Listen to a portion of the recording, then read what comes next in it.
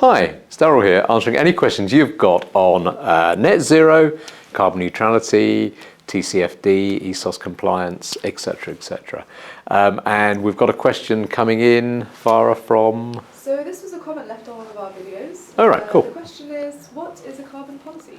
What is a carbon policy? All right. Okay, so carbon policy, when I first came across carbon policies, I was quite put off. I thought, oh my God, what's a carbon policy, etc., etc. We're expecting this big, long document. It's not. My favorite carbon policies, and the ones that we recommend with our clients, are only about a couple of paragraphs long, and it sets out what you intend to do, okay? There's different levels of commitment, and that's what you put in the carbon policy. In the simplest form, and the most kind of wishy-washy form, it's a statement such as, we intend to operate in an environmentally friendly fashion.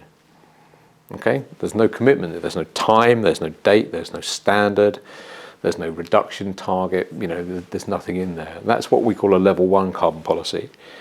They work all the way up through to a level 8 carbon policy, and Farah, there's a white paper that people can download, so if you put that in the link underneath, and so if you guys want to see what we do on carbon policies, you can just click that and have a look.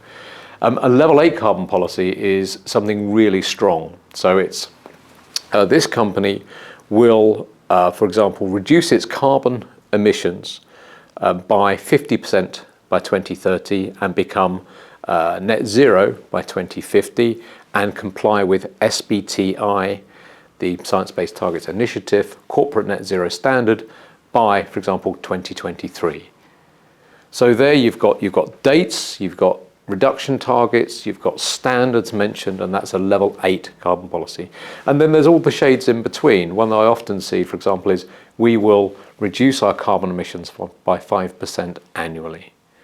That's probably about a level 3 or a level 4 statement, because notice there's no standard mentioned in there about how you, what standard you're going to be using to measure your carbon footprint. So what you'd do is you'd wrap up those statements of intent into a short paragraph of text, and you put that at the front of your environmental document, or if you're doing sort of accounting, corporate accounting, in your accounts, and say that's our carbon policy. Very important. Once you've got that, the rest follows. You know what you're aiming at. So carbon policy is what are you going to aim at and what are you going to do in relation to your carbon? Very simple. How was that? Yeah, that was great. I was just wondering, does anybody actually check if they follow through with their carbon? That's a very good question.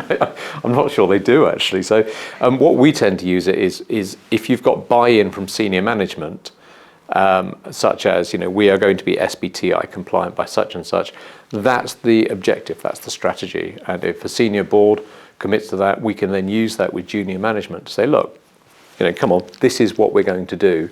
And it gives us the authority to then make statements and ask for resources to be spent later on in the project and further down in the organisation.